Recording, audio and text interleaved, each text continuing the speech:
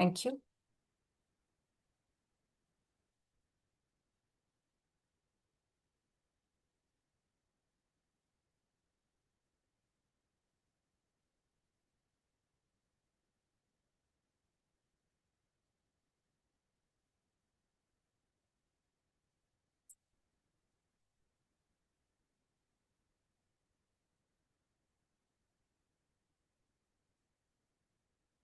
Can you see my screen?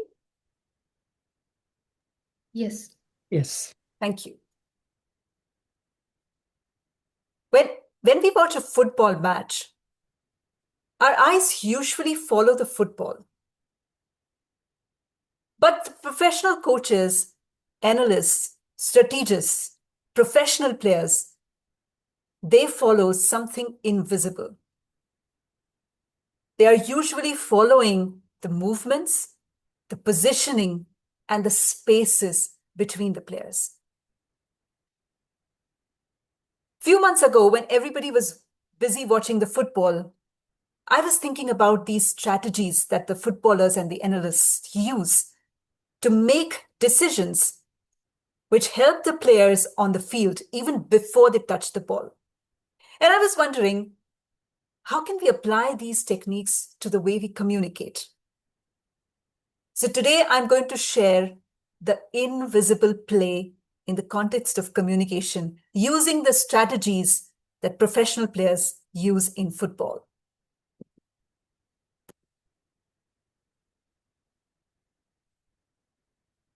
The first technique, very interesting one, is scanning.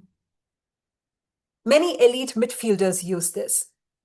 Before the ball arrives towards the player, they take a few seconds to investigate their surrounding. Where are their opponents placed? Where are their teammates placed? And where are the empty spaces on the field where they can kick the football to design their strategies? This is called scanning.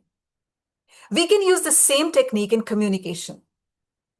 Before we begin our speeches, we can take a few seconds to study the vibe, the energy, and the mood of the room. This will help us strategize our responses, even tweak our content if possible to match the energy of the room. The second very interesting technique is called false nine. Traditionally, the player who wears the number 9 jersey is the main striker of the game. He is placed near the goal and his job is to score. But many times he uses the false 9 technique. He moves away from the goal, deeper into the field, where the defenders follow him, thinking that he is still the main threat. And that strategy creates a space near the goal where another teammate runs into and he scores the goal on behalf of him. Now, why would a main striker do that? Because sometimes individual milestones are subordinate to the team goals, to the bigger goals. And the same strategy we can use in communication. I remember when I was interviewing as a researcher, I was interviewing an expert for the very first time.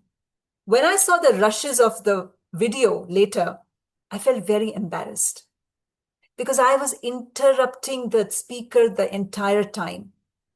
I wanted to hog the spotlight. I wanted to be the highlight of the conversation. And I couldn't get any technique, any substantial content from it. So as speakers, we must know where to step back and invite other perspectives. Now, this technique comes from a rather intimidating German name, Gegenpress. Gegen in football means counter, and press means pressure that you put on the opponents. Now, sometimes imagine that your team is losing the ball. Now, instead of stepping back and waiting for the next chance, the team immediately surrounds the opponents and try to win the ball back within the next few seconds. Now, the idea here is do not give your opponent the time to settle and recover immediately. we can use the same Gegenpress technique in our speaking. Now, the last time I was delivering a speech, I forgot my lines, and that made me lose the entire train of thoughts. Now, earlier, this would make me anxious, and I would start apologizing to the audience. I'm sorry, I forgot my lines. I was not really prepared. Instead of giving all that explanation, recover immediately, resume speaking. Audience does not remember your mistake as much as they remember how confidently and quickly you recovered from it. So next time you forget your speech, use the Gegenpress technique and recover immediately. The third man run. This is similar to the false nine technique, but here the important player is the player B. The player A passes the ball to B, B passes the ball to C, and C player scores or strikes the ball. Now, B is the important link here. The other day, my son came to me with a query I didn't know the answer of. So I reframed the query and posed it to my husband, and he had an answer for it. I reframed it and gave the answer back to my son, addressed his query. So sometimes if you do not know an answer, you pass it on to someone else instead of ending the conversation there. If a student comes to me, asks me a question I don't know the answer of, instead of diverting the conversation, now I use the third man run technique. I search the answer, I ask to someone else and get the answer back. So I'm acting as a link here. Switching play technique. This is, I think, most of us need to work on.